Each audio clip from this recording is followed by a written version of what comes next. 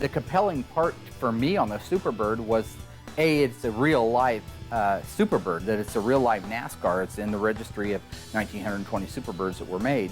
But the story behind it, that this Superbird and the other Superbird that the Hills have sat side by side in this field for all of their lives, practically. These cars, to me, were my ultimate muscle car. Mike had wanted a Superbird from the time he was a little kid.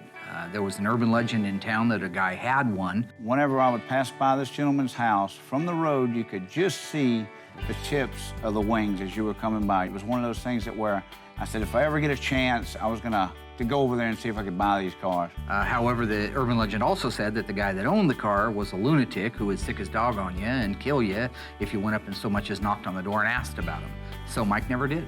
We decided to build a Daytona clone. They got quite a ways on the Daytona. They got the rear body panel replaced on it from the 68 to the 69. They changed the side markers out. So we get our parts together on the tail end of the car. Well, when it comes to the front end of the car, I have no idea how to hang this fiberglass nose on it. So I discussed it with a guy that I met at the post office. He's an old gearhead buddy of mine. He said, you know what? He said, why don't you go around to the guy's house and show him that you're actually working on a wing car by taking your parts, and you might have a chance of getting a look at his car. And he did just that. He collected the few parts that he had questions about, got his son in the car, and they went over to the guy's house. Sure enough, he met me at the door. He comes out of the door and says, can I help you? I go around to the back of my truck, and I quickly grab the fiberglass nose cone, hold it up to show him, hey, I've got parts here.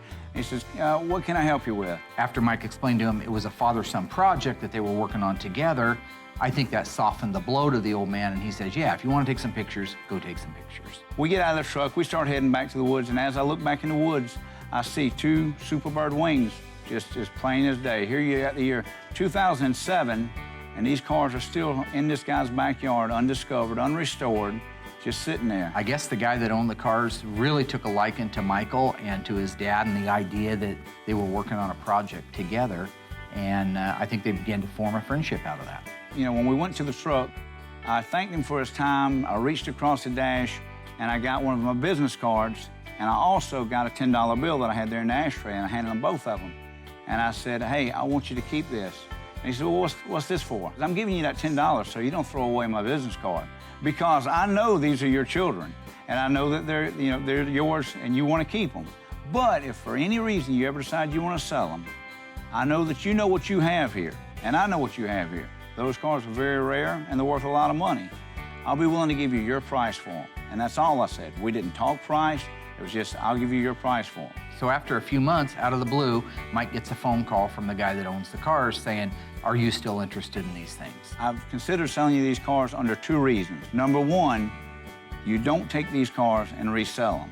He says, because my second condition is, you guys being a father-son team, he says, I want to see you end up with one bird, and I want to see him end up with one bird. Mike made the promise and kept the promise and ended up getting the cars from him. To this day, he and I have become to be really good friends.